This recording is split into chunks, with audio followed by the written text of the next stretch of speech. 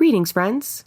My name is Jessa McLean, and I'm here to provide you with some blueprints of disruption. This weekly podcast is dedicated to amplifying the work of activists, examining power structures, and sharing the success stories from the grassroots. Through these discussions, we hope to provide folks with the tools and the inspiration they need to start to dismantle capitalism, decolonize our spaces, and bring about the political revolution that we know we need. As he says himself, Yves Engler has had a week. He's back in the studio to update us on some of the key developments, obviously from his run for NDP leadership, but also, and even more importantly, his criminal trial in Montreal. Now, I know some of you do not support his campaign. I mean, some of you don't even support the NDP. I get that. Let's just put that all aside for a minute. This case has the potential to set a dangerous precedent, one that could impact the way we're all allowed to challenge state officials. We get right into that right off the bat with Yves, so I don't want to spoil any of it for you, but just know the Crown's argument and the implications of a conviction go way beyond any personal impact to Yves or his campaign. It's one activists and organizers are going to want to hear. That being said, his trial is not entirely unrelated to his exclusion from the official NDP leadership race. In both cases, we are seeing individuals within an institution greatly overstepping their reach and expending serious efforts to silence their most vocal critics, to the point of looking ridiculously authoritarian. Just hear it for yourself. Let's start off with, how are you?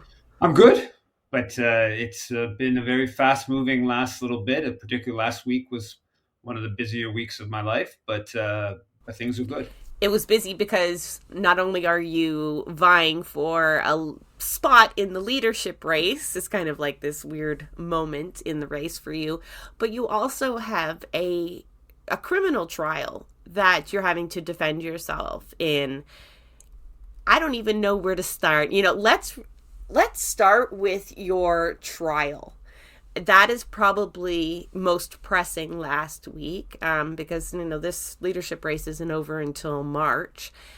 But you did hint at these charges. I will link the episode where Yves describes in detail what led to the charges, the original charges, then the new charges.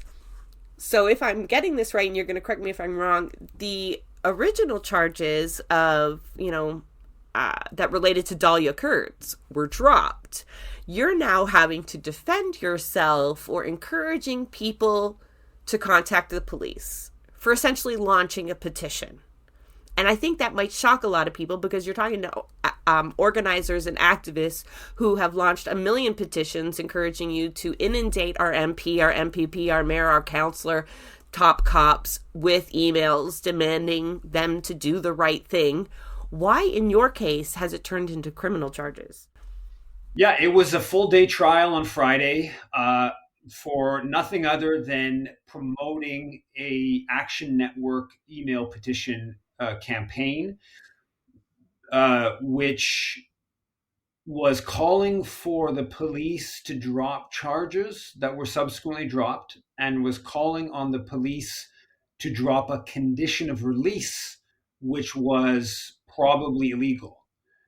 So what was in the email, which began with "Dear" and ended with "Sincerely," to pass, both in that the condition was I spent 5 days in jail to get before a judge who then rejected that condition, and the prosecution subsequently abandoned the initial charges, but they continued with this claim that I was harassing and interfering in police affairs by promoting an email petition. And at the courthouse, the prosecution went so far as to call it violence, call it manifestation agressive, an aggressive manifestation, and to really frame this email petition as some sort of danger. And the rationale was that the investigator Her name was on the petition. Again, it was in a very friendly way, dear, sincerely, but they literally claimed this was violence because her name was mentioned. They didn't claim there was any violence. They didn't claim there was ever any threat. They didn't even claim that anyone modified the petition, the template email, in a way that was, more aggressive. Some people did modify it, but it was, with similar kind of wording or very, pleasant language. Um, and yet they took it all away. They spent a whole day on this. The judge is going to be ruling on January 23rd if I was guilty of this. As you pointed out, I myself have been involved in instigating email petitions to police around the Foreign Enlistment Act. I remember doing that back in, I think, late 2020.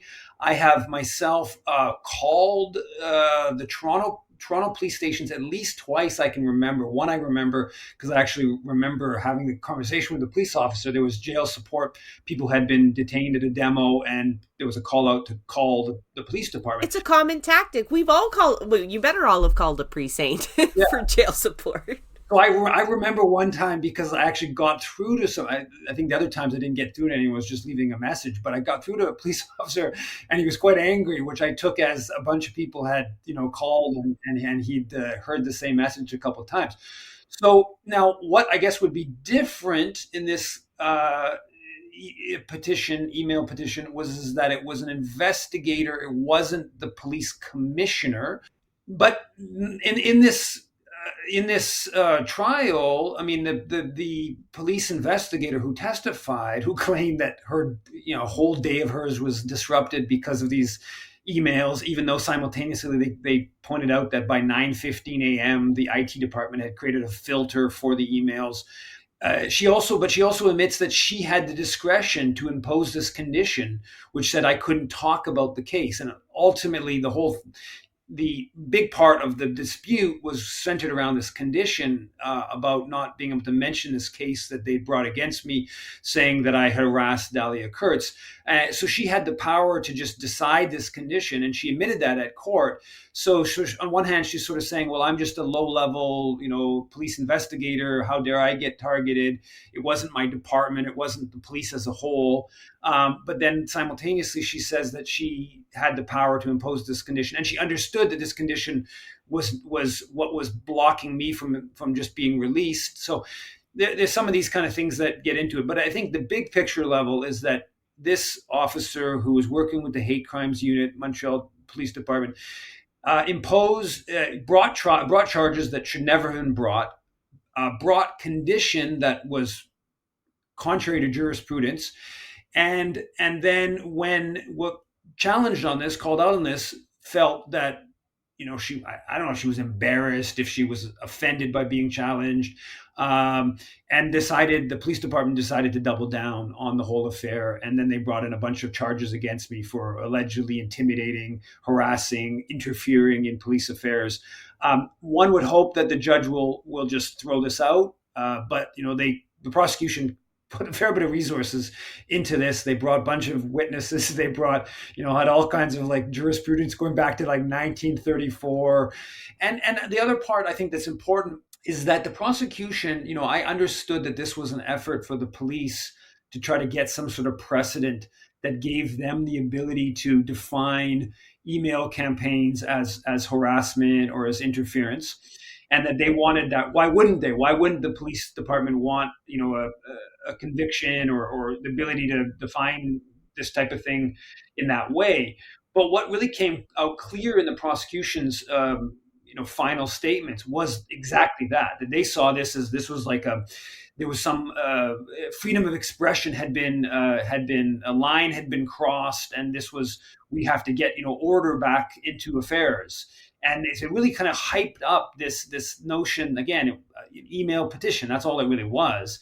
But they hyped it up as some sort of like kind of big kind of threat, which spoke to the kind of authoritarian thinking, the authoritarian nature of this charge. And I think the SPVM, the Montreal Police's desire to just, have this precedent and be able to define any sort of pushback with this type of technology as illegal. There's a few cases that I've been following. Yours is one of them. The rest are in Ontario that I know of that are so ridiculous in nature that the only way to really explain them fully or to understand, like, why the fuck would they go through that level of effort for this? And it's for that, to set a precedent for some commonly used tactics of their opponents. You've given an example of the email petition. Lord knows every politician out there hates them. Cops surely don't want to deal with them. Now in Ontario, though, like you mentioned the police wanting this precedent. In Ontario, I can speak to this, but not in Quebec. In the Attorney General's office, the Breach did a great piece that outlined Project Resolute and how they are working with members of the Attorney General's office in Ontario under this whole hate crimes umbrella, but that one that is very specifically tasked with looking at protests dealing with the Middle East, right? They won't say Palestine, they mean Palestine, but how there is a concerted effort to, one, frame it as hateful and violent and criminal, all of the things that deal with Palestine, but specifically working on getting tools at their disposal. So, the bubbled zone laws are an example that's been kicked up to the feds. And so it's not just one provincial attorney general's office or one police force. There appears to be coordinated lawfare. And I think like your case is one of those where I think a lot of organizers should be paying attention, whether even they're pro-Palestinian or not. Although you as an individual and your brashness and your in-your-face approach is probably why you're a target of a lot of these folks. But I think like the action that they're going after is a dangerous precedent that we can't allow be set, right? So I've seen a lot of people that are in your camp even making the plea, look, you may not agree with Yves' tactics, and right now the NDP is going through a leadership race that we're going to kind of touch on, and so they're a little bit divided into camps at the moment, but there's an understanding that this is an issue that will touch all of us, that matters to all of us, and it's something that we should be keeping our eyes on. You keep mentioning what the prosecution or the Crown presented. What did you present as your evidence? Did you folks just allow it to be seen for what it is and rest? Yeah, unfortunately, I think in hindsight, partly tied to just how busy I've been with everything, I don't think that we did the sufficient case to fully explore the ramifications of this. So you mentioned like Action Network. In some sense, Action Network was on trial. I mean, I was technically on trial, but Action Network and the whole notion and other similar email petition websites were sort of on trial. Weirdly, like even a group like Honest Reporting Canada. I mean, what Honest Reporting Canada does is they email journalists En masse. And so here you had this police investigator saying, well, I'm just an individual. Yes, I am, police investigator. Yes, you emailed the police my work account, but I'm just sort of an individual. Well, the Honest Reporting Canada targets all kinds of individual journalists with their work accounts. They even target like the Concordia Link, the student paper journalists, who are obviously way further down on the power structure than a Montreal police investigator who has the capacity to introduce a condition that says you can't talk about the case and has that sort of discretion in their hands. I think that ultimately this will probably get dropped because at the end of the day it is so ridiculous. But yeah, we didn't do the full. My lawyer's focus was basically the crux of the issue is really simple. The public has the right to petition state officials. And I do agree that is the crux of the issue. It's not just about a free speech question. It's about you have the right to petition state officials. And then secondary to that, what was actually petitioned was completely correct in that the conditions were odious and they dropped the charges. And there was the other part, one of the points that was brought up is like they were saying was because it was so many people. So You were too good at it. emails were successful. That was the essence. So if only 6 emails had been sent to the police officer because of the Action Network account, then it would have been okay because it was only 6 emails. But because they woke up the next morning and they had 1,500 emails in inbox, that changed things in its scope. Now that's of course an impossible kind of position, because how does one know if one's going to be successful? And then that also is sort of saying that the people who took action themselves, they don't have any agency. And so how do you put all the blame on me for promoting the petition, but the individual took action. Some individuals shared it themselves. Which one is the responsible, and all that is all kind of very complicated. But yeah, I don't know that we did the 100% bang up job that we should have done in bringing out all these sort of big picture issues. Well, that's okay. That's what the rest of us are here for, right? That's just why we talk about trials like this, because they bring up a lot of issues. I think another one that they're trying to protect or set precedent for is this anonymity for state officials, right? Like, no, we're going to have a spokesperson. We're going to pick one of these. You can talk to them, and only during business hours, and only through this particular online form request, and that's about it.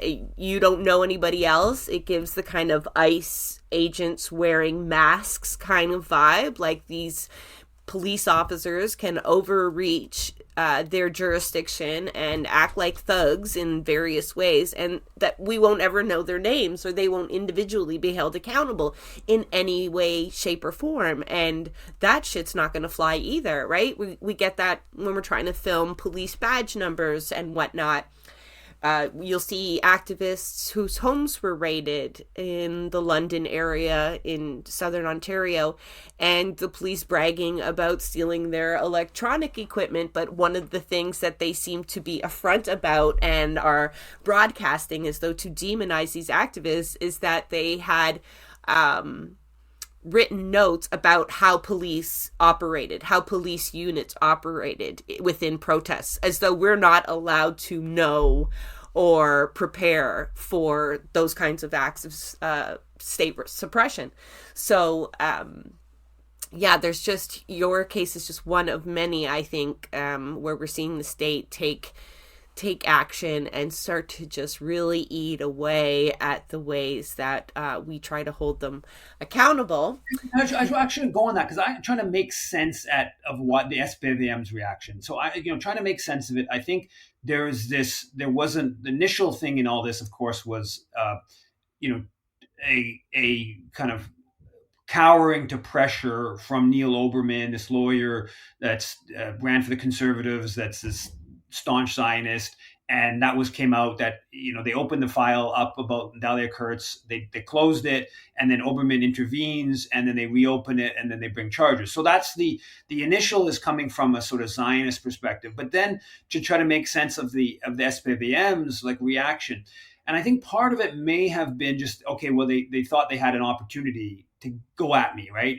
So we go at Yves, and then he pushes back. And so now we're going to double down. How dare you stand up to the Montreal police? And but then I was trying to make sense of it a bit more. I don't think that to be fair, if you want to frame it like this, to the police, I don't think that the investigators would necessarily have interacted with this type of thing of like an online petition and filling their inbox. And they operate in a certain level of anonymity, as you're mentioning. But we do know that you're supposed to, at least in principle, wear a badge number when you're out at a demonstration, and there's supposed to be some mechanism of kind of holding the police officer, the individual police officer, to account for their breaking of the law or their bad behavior or whatever. And I think that maybe in the back rooms that hasn't really been as well kind of established, and the mechanism of like of a online petition targeting a specific investigator, that I guess maybe is a little bit scary for the police in a sense, right? It sort of, this breaks up a little bit of how we've been operating. And we yes, we know it happens maybe at the higher level. Maybe there's been times when people call, maybe there's rallies at police department police stations where there's people being detained. We've been through all that, but maybe we haven't been through this type of, I wouldn't say it's new technology, but newerish, kind of technology. And that's not, we know that the police officers are doing all kinds of, dubious things like this, behind the scenes. And so the feeling that, okay, well, our whole little dynamic might be rattled a little bit by, mass emailing, and our name might come out and stuff like that. So I'm trying to make sense of a little bit of how the police are seeing this and responding to it.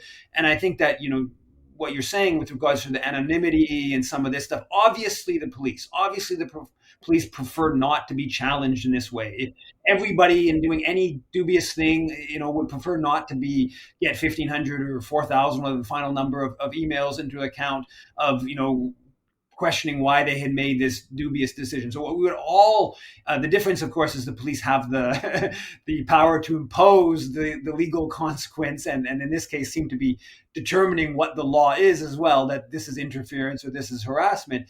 But yeah, I think it's interesting to try to kind of come at it from the police's perspective as well, to make sense of what's actually going on.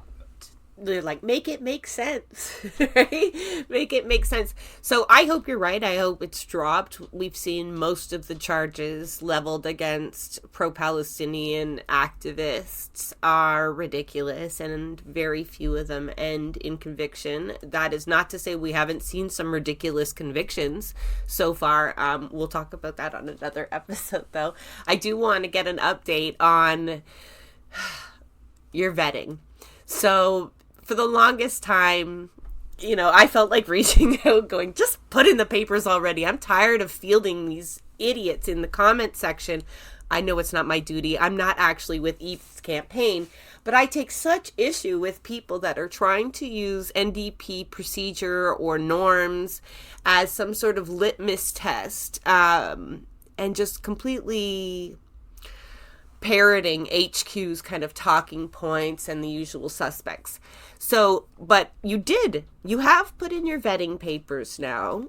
The deadline is in January, so you didn't have to, but I imagine you were feeling a lot of pressure to do it, but also you had reached quite a large threshold, right? That was the argument that you gave when you were on the show back when the run started, that you wanted to build momentum, get enough supporters and funds so that you were like an established campaign, which would make it harder for the 3-person vetting committee to turn you down.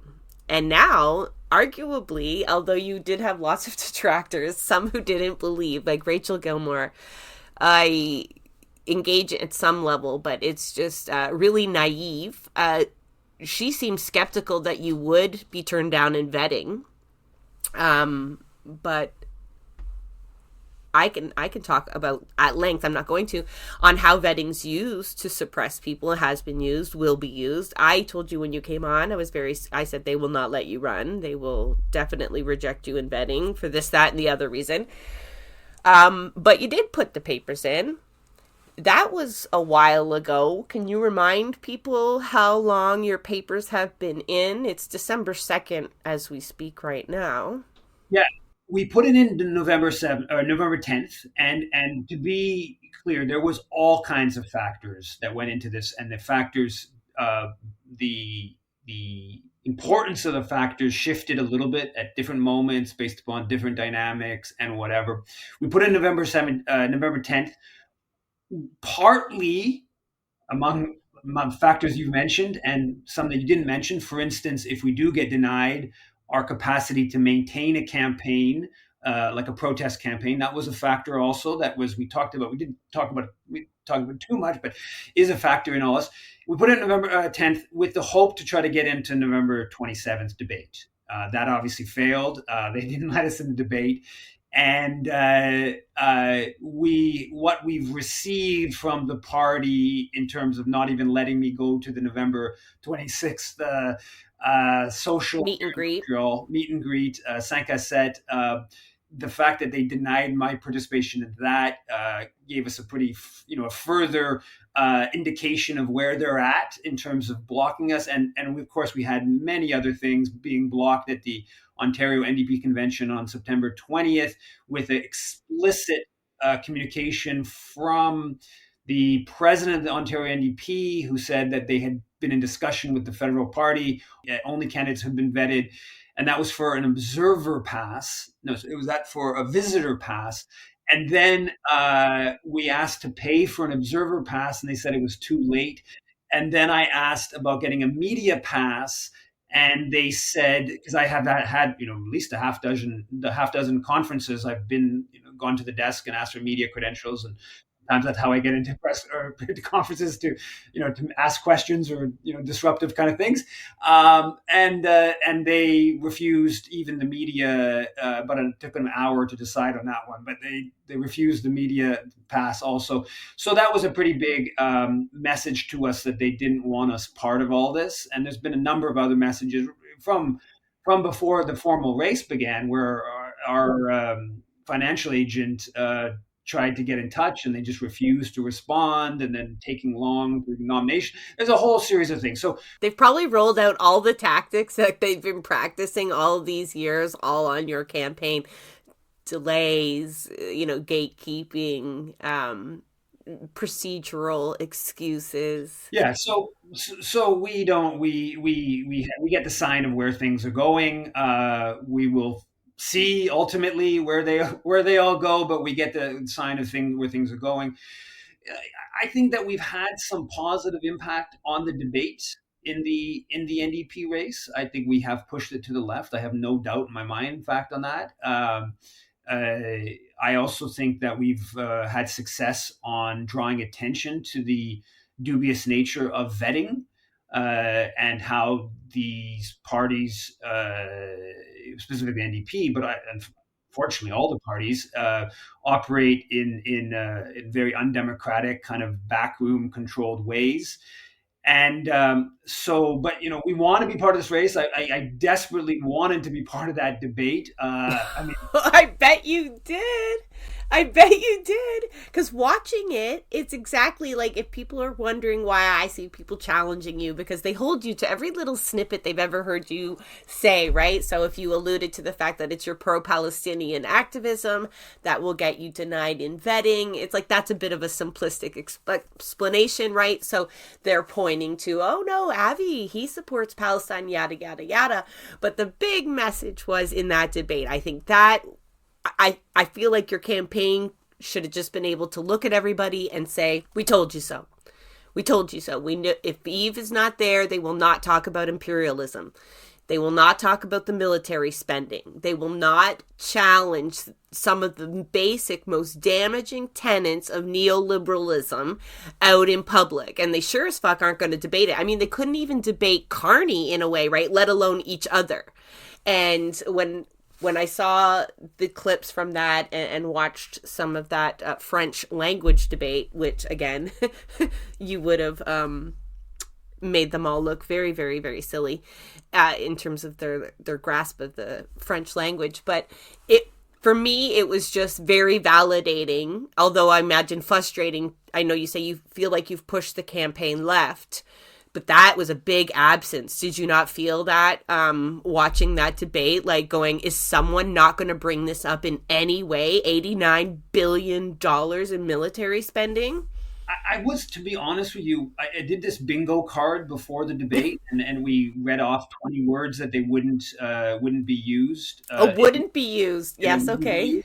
And honestly, I can't remember the exact one on NATO, it was one of them. Canada, NATO was one of them, but there was an expectation in my mind that Gaza would be mentioned, and there was an expectation that some element of militarism would be mentioned. They wouldn't go to like Canada, NATO, but they'd go to something kind of more narrow. And I was taken aback. I honestly, the fact that nothing, even Trump wasn't even, I think Trump was alluded to by Avi in terms of like rising fascism, but there wasn't even a direct kind of like, sort of discussion of the sort of Canada's reaction to Trump and stuff like that.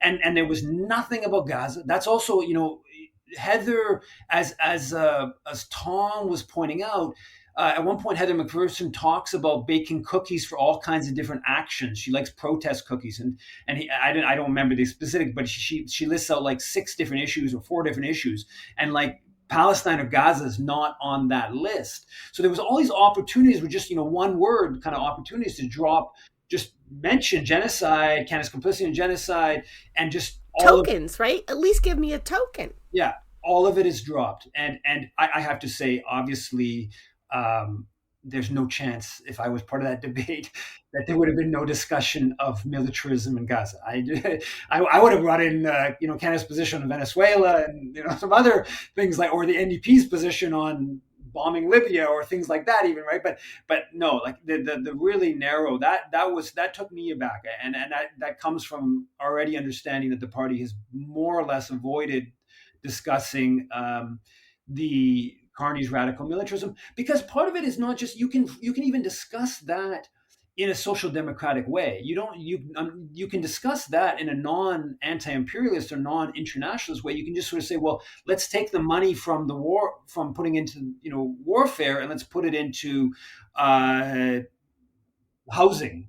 You can do it from a social democratic direction, and that even wasn't even done. And I'm going to opine on why. And although absolutely, well, first of all, the NDP ran on increased military spending. So there's a large number of NDP members that are indistinguishable from liberals and think our only savior is to arm the teeth out of the CAF, right? Like, so they are not going to take a principled stand on that anyway. But to me, and just like with Rana in the studio earlier, and I have no idea what order the audience is going to hear these interviews now, but they're so connected. And it wasn't ever specifically anything she said or any one position that you have. It would be your refusal, being who you are and the way that you are, to toe the company line. They would have had handlers. I don't give a fuck what Avi's camp says or anybody else. I will not believe them for a second that they were not advised to not bring up certain topics. I have been in that environment where talking points are provided to you, where there are very clear parameters in which you can have debate. We've all seen it at convention where there are these cultivated discussions where even the people at the no mic are not really no's, and the topics that they pick for us to talk about were typically things that people were generally already agreed upon. And so the idea of ever introducing this radical element that they cannot control, and that you might get up there and remind them of their Libya position or remind them of their current lack of position on Venezuela, although Don Davies did finally issue a statement that I think we can credit your campaign for, to be honest. But, they just will not provide the environment for a healthy debate. That has been their standard operating for quite some time. And so you represent that possibility throughout the entire race, right? Because your policies are, there is some overlap, but there's parts of your policies that are just also glaring reminders of the failure of the NDP. Especially coming from the Socialist Caucus, who has spent years trying to point out these problems and have been that element within the party that is not controllable. They have things they can hold over the EDAs to keep them in line. They have things to hold over executive members and council, promises. But there's nothing they've ever been able to offer or do to the Socialist Caucus to make them shut up, right? They have been a thorn in the party's side for years to this end. And you also represent that as well. And so I think people are being naive, failing to see what is happening here. I'm so disappointed, Yves, by the amount of people that, not that, they're not taking your side, they're not picking you as a candidate. I don't really, no offense, I really don't give a fuck what people pick as their candidate. Your vote is your vote. It's just, it's a contest.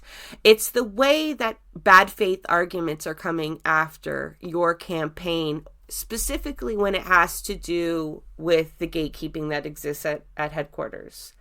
So I'm kind of glad we're in this stage where you have submitted your papers and you can now start to speak to the different mechanisms at play that make it so obvious Not that they just don't want you, because people are coming after you as like who you are, who you've said in the past, why they might not like you. But that's not really why you're being kept out of the race. It's what you represent. That includes like the Socialist Caucus and these ideas of anti-imperialism, of being opposed to our participation in NATO, and all of these shortcomings of the party. And they just won't make space for that. So, I mean, how hopeful are you now at this point that you'll be in the race in an official capacity? What they call credible candidates, right? They've used that verbiage a lot. You must feel that as a dig. I didn't think I was going to be denied. I brought my 3.5-year-old to the social on the night To the before meet and greet? meet and Because greet. that was open, just so people are clear. That wasn't an invite-only event for the candidates. It wasn't even just for NDP members, which I am a member of. It said bring your friends and family or something to that effect in the promotion. So this was open to everyone. I registered.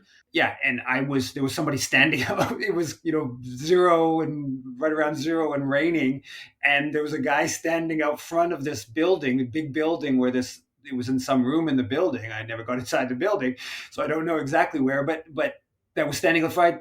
I almost certainly just to stop me from entering. Because you said you were going, right? That upset some people, The pearl clutchers. Don't go where you're not invited. Yeah, and I said, join me at the NDP social or something to that effect. And the guy mentioned that in his like why I couldn't go, and then I was like, what did I say? And I went back and actually looked at what I said. All I said is like, join me at the social. That was it. There was nothing. There was no threat. There was no like whatever. And then I even had Shannon Devine, who is somebody I knew as in student activist days, uh, friendly terms around like the CFS Quebec. Who I then, when I was at Unifor in 2014, we overlapped for a month or two before she left Unifor, and then I left not long after at the Toronto office.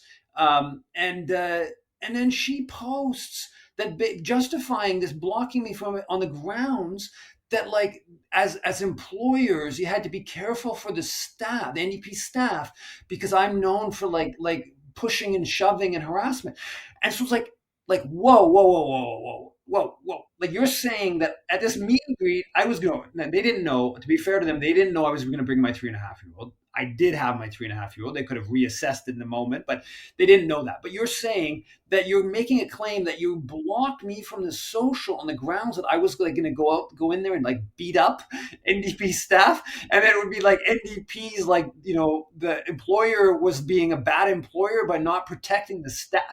I mean, like Meanwhile, we know the Ontario NDP is the NDP is one of the worst employers. yeah, yeah. Let alone whatever their other, But this was, I mean, come on. This is, I mean, that's a level of like demonization and kind of ridiculousness. I feel this kind of pang when you say you were surprised you were turned away. I kind of felt it when I interviewed you too. I was like, I don't know if he knows just how horrible these people can be. And I just don't know if he knows how vindictive and quite clever sometimes HQ, the NDP headquarters, can be when it comes to trying to marginalize someone. I really mean that they have probably rolled out a lot of the tricks that they've been practicing over the years on local candidates.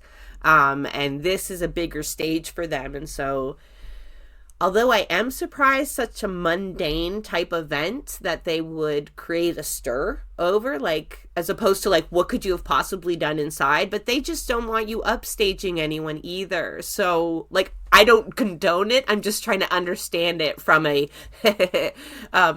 national director kind of point of view. But it's like there's like a fear that I don't know, Heather or Avi or Rob would have had to have an hour of sort of socially awkward with me in the room or something like that, because it's ultimately really dumb. I mean, in my opinion, because it looks terrible on the party. Jasmine, the co-lead of the policy committee, she then asks the question of like why I was denied entry, and Avi says he's known you for 20 years. bizarre response. We'll leave that question aside a little bit, but even if you're just framing this from a PR and how to, this was a bad look.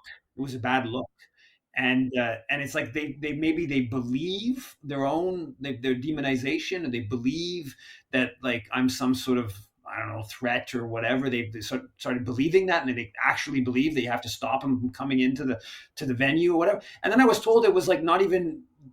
It was kind of like awkward. It wasn't many people there. It was like 40 or 50 people there, and it was kind of like an awkward space, and it was like just sort of like kind of a fairly unpleasant event in and of itself. So they were like protecting something that was like not much, like they weren't protecting some sort of like big important event. They were protecting, again, in their eyes, protecting, right? So similar to the convention, they don't want to provide you with any ability to kind of even make a photo op inside. Like you were just, they need to delegitimize you and your campaign completely. And by submitting your papers and sitting where you're sitting now and some of these events that you're describing, and I can see, and like we have lots of mutuals and I have a lot of NDPers that are still in my circle. I don't know how, because I'm not very nice to them, but I can see them starting to shift. It was one thing to maybe not support you as their chosen choice, but they don't like the idea of a vetting committee keeping you out of the race. I think a lot of folks still do value democracy and want to say, maybe they want even the ability to vote against you. You know what I mean? To be able to say, like, see, you don't resonate within the party, but they don't like the idea that that they'll also be proven wrong, right? Like that your tactic of holding into your vetting because you anticipated a problem there, you're validating that. And it also, speaks to what they've already experienced, which they have seemingly chosen to forget as they enter in this leadership race, because the leadership race is also this faux renewal, right? Where they're completely decimated within their base. They need to show that they are trying to do something different, but that is not genuinely different. That's too scary for HQ. So they've really cultivated this race, right? We don't even know if anybody else applied and was vetted out. Some people that happens to, and we never hear from them again. It's not a pleasant experience. Especially in the dark, right? Imagine you had been vetted and booted and nobody even cared or knew because we hadn't been paying attention yet. It hits. But they've cultivated these 5 people that really can't distinguish themselves from one another. And that became so obvious in the debate. And I think we would have seen that with any other candidate that broke their mold. They've got a very specific mold. We see it in most of the candidates that end up passing vetting, and you're just not going to fit that mold. I hate when I say that to you, but just from the perspective of NDP and how they like to sanitize politics. And we know that just doesn't work, right? And that doesn't upset the status quo enough, and there's no reining you in. And which is a plus for most movements, is a minus in terms of like the vetting committee. But so like, again, I secretly hoping I want you in the race because I want to see you up against these folks. I want to see you debate a Lewis on imperialism. I would tune in. I would share the link. I would live tweet from that kind of event. I would be so caught up in that. But there's a part of me that also wants them to reject you and explicitly say why. And I want us to be able to show that to people, and so that they can see the party for what it is. What do you say to my criticisms? Because I got criticized for not giving you smoke, the same kind of smoke that I give the other candidates. So you're going to get a little bit of smoke from me. To my critique that you're drawing people back into a party that will treat them the same way they're treating you, and are actually very hostile to the ideology that both you and I think is important to highlight right now. Yeah, I mean, I'm sympathetic to that. I feel like we've run this race in a way that has been pretty upfront in terms of our problems with the party. I've written many stories about the, you know, Heather McPherson's foreign policy, the party's historic foreign policy, the lack of discussing capitalism. We done a whole webinar on vetting. We did a alternative vetting forum, like sort of I saw that. That was clever. mocking the we are explicitly trying to discredit vetting as the thinking was as a tool to get in the race and also just for the general political principle of it. So I feel like we've operated in a pretty upfront way. One of my concerns is they wait as late as possible and then try to get the $100,000, and so it makes it very difficult for us to get to sign up new members and sort of because the threshold is 2 months before, so I believe it's the 26th of January to sign up new members if you want to be able to vote.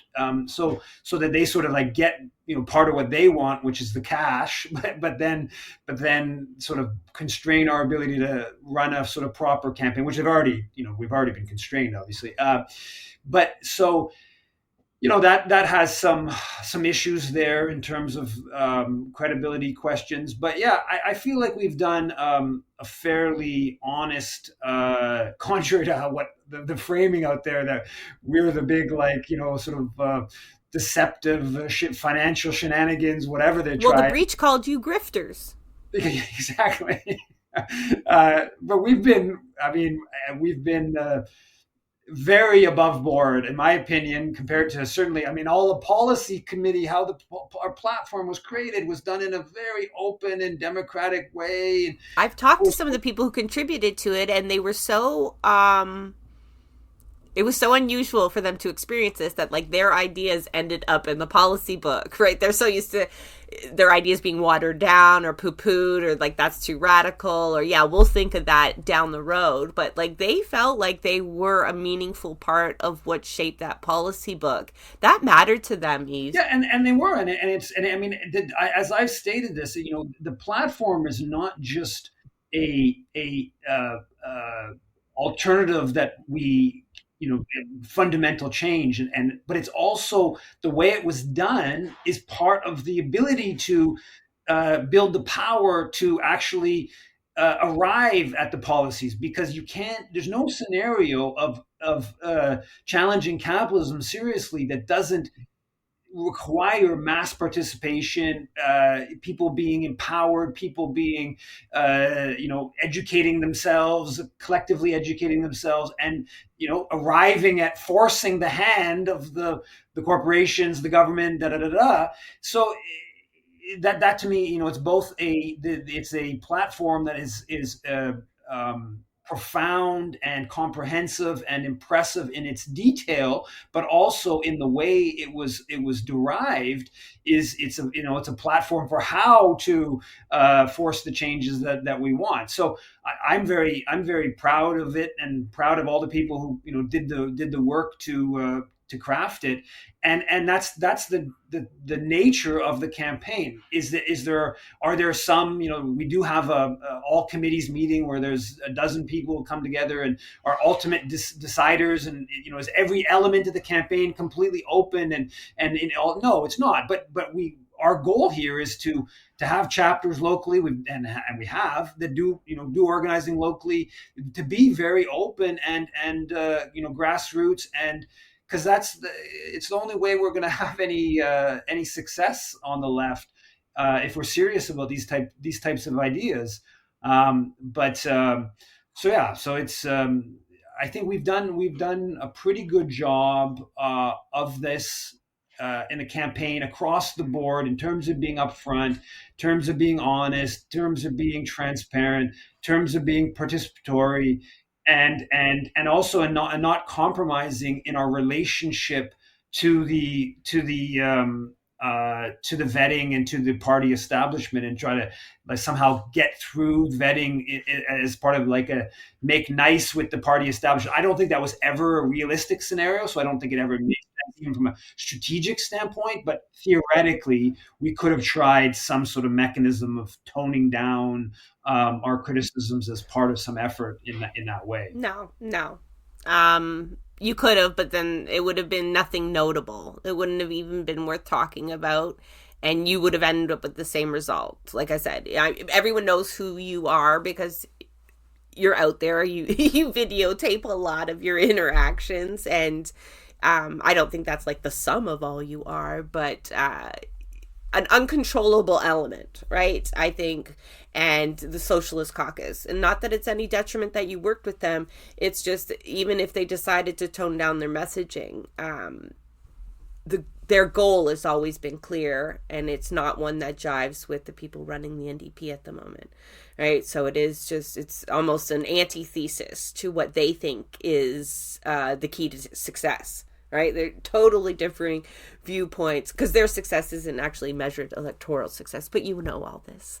I meant to call you in for just a really quick update, but I should have known better that some of these discussions would just lead to broader discussions, which sometimes just raises more questions than answers.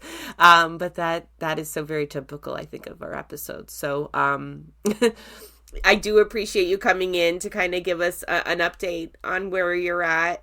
I think you should be proud of what your campaign's done so far. We'll still definitely be paying attention. This is kind of like, we'll say this is our midway update. And then when it's all said and done, maybe you and a campaign manager can come back and reflect on what it was like, whatever the outcome is at that point. You up for that? For sure, and we're going to be going one way or another at minimum until the convention. So yeah, I have no doubt. Come hell or high water, like the Socialist Caucus just isn't going to miss an opportunity anyway, right? It is a mission that people are continuing within the NDP. I don't agree with spending a whole lot of energy there, but I'm not going to stop comrades from doing it. That's for sure, and I'm happy to kind of feed the audience what they're looking for. And, they had questions about your campaign. And I do appreciate you also taking the time to share about your trial, because I think that's also relevant to the kind of people that we talk to here, organizers and activists who are looking for system change, right? One way or another. But thank you very much for your honesty and taking the time to come on our little show. Thanks for having me. We interviewed Yves on the same day as Rana Zaman, a former candidate with the NDP who got burned in a real bad way by the party. You'll hear her story in detail next week. To be honest, the timing of the two interviews was a complete coincidence, but the connection now seems obvious. I mean, beyond Rana's endorsement of Yves for leader, of course. They're both the type of people the party bosses love to vilify, isolate, and often publicly reject. They're wild cards, principled in the most stubborn ways, and ultimately because they display characteristics of a person who cannot be easily pressured into compliance. The very things we need in our movements are the very things that scare the consultant class the most. And unless that becomes the focus of any of the campaigns to replace Jagmeet Singh, they'll be just as useless as the ones that came before them. That is a wrap on another episode of Blueprints of Disruption. Thank you for joining us. You can follow us on Twitter at BP of Disruption. If you'd like to help us continue disrupting the status quo, please share our content. And if you have the means, consider becoming a patron. Not only does our support come from the progressive community, so does our content. So reach out to us and let us know what or who we should be amplifying. So until next time, keep disrupting.